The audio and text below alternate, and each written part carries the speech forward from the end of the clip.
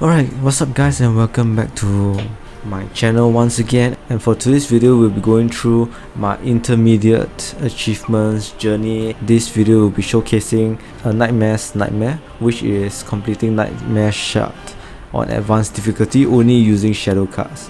And what is really interesting about this is that I have not played for really quite a long time, especially two-player maps like Nightmare Shard and Nightmares End. And I don't really play Nightmare Shard in advance as well, so it will be pretty interesting, and also getting back into the game. So for really, this match is my first attempt on Nightmare Shard after a very long time, especially with a new deck filled with only shadow cards. So within the game there are really many mishaps, and I'll go through some of my mishaps and what can be done to improve the game. And of course, without further ado, let's get on this video. And I also have my deck over here. And first, of course, summon Forsaken's. And what you want to do is to get to the middle to kill all these twilight bugs, and have one of your units stay at the Shard of the Forge. This is because each of these magical search gives you 25 power.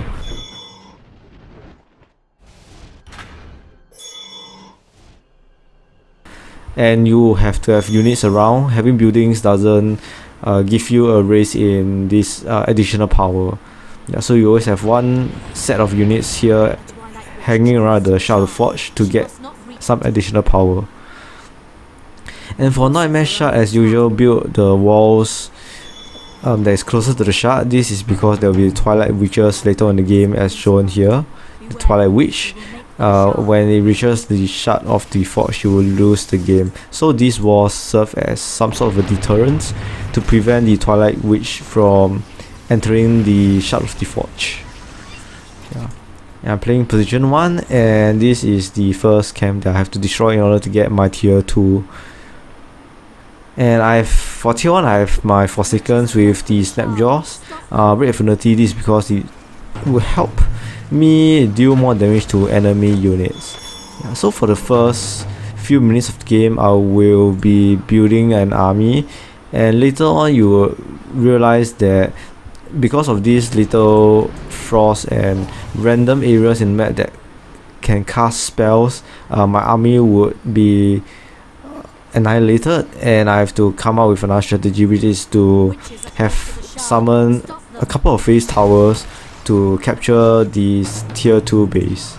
Yeah, so if we were to fast forward to that moment, and for this one there's quite a bit of micromanagement, as well as there'll be random twilights attacking your monuments if you attain more monuments around or other bases.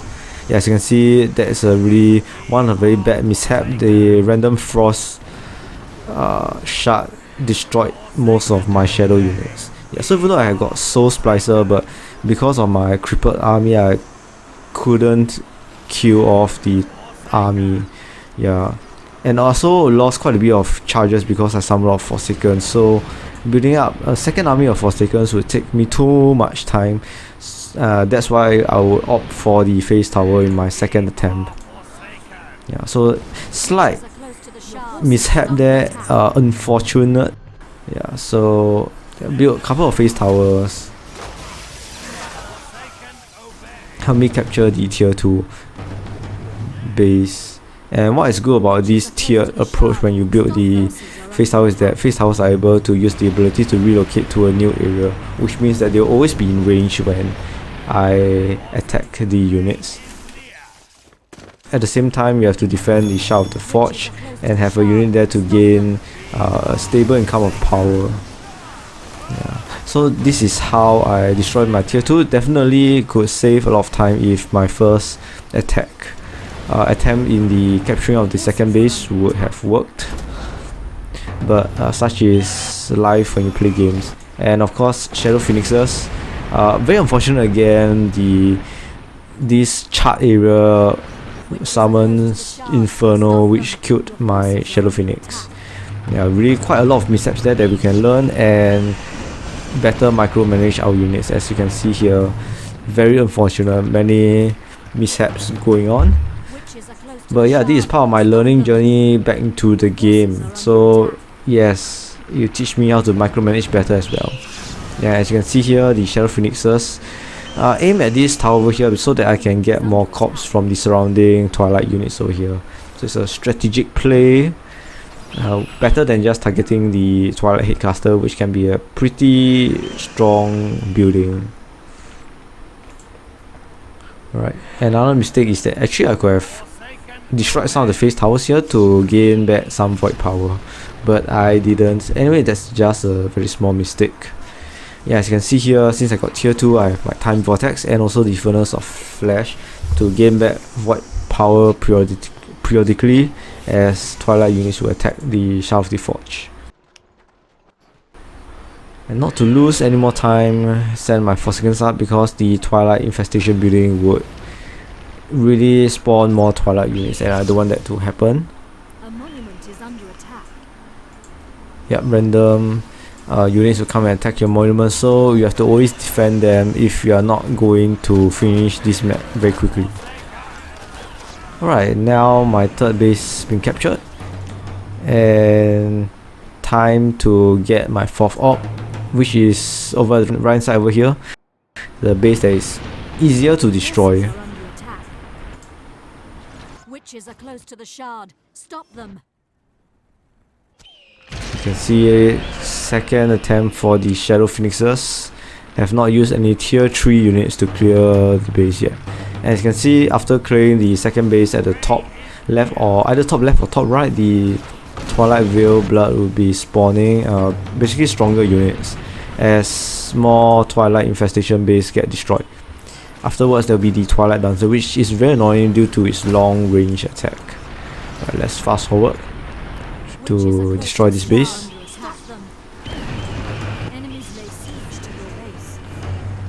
Yeah, pretty easy. And of course I have some units to Ashbone Pyro to gather my fourth orb. Pretty good shadow card, the Ashbone Pyro. I'll be mainly using them to clear my the enemy base at the top right. However, you have to always take note of all your other monuments to make sure that they are not being destroyed. You can see a combination of Infect and Soul Shatter with the blood healing on the Nightcrawler. Well done. And because I'm too focused at the top right, I didn't realize that the top left Twilight Devastator attacking my orb, and I only realized it too late when the orb is destroyed. So yes, there's really quite a number of multitasking over here in this map, a lot of bases to protect. I learned my mistake over here, summon some Cultist Master and build up the wall to delay the Twilight from destroying my power wells or monument. A monument has been destroyed. Yes, this happened, same thing in my second base. Very unfortunate and really quite a rookie mistake there. Not very used to a lot of defending. Basically, I have many bases to look at, both the walls at the bottom left and right, the Shaft of the Forge, and my monuments, 3 bases worth of monuments, and actually for later on the top right will be attacked.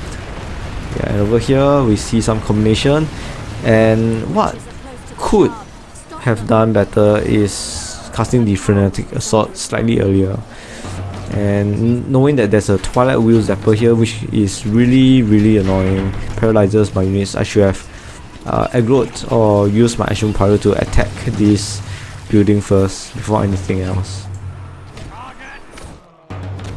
Managed to stop this Twilight Devastator from destroying my base for a short moment. Yes, the Twilight Dancer with his long range is very annoying. And I have my tier 4, the Overlord, which is really good for a shadow card because it regenerates its own health based on its ability, the Flash Feast. Yeah, I managed to defend my orb again over here because of Twilight Horror. And the aim of this is to quickly destroy off the twilight infestation base, which I'm rushing to do right now so that I end the game quicker, and also kill off the twilight witch. Right, just rushing off to destroy the base. Final one over here. It's pretty simple to do, but might not be so, especially for a beginner player. A lot of things to micromanage, and especially soloing this map, for soloing a 2-player map on advanced, not as easy as you might think. So this is how I win the achievement Nightmare solo by playing Pure Shadow.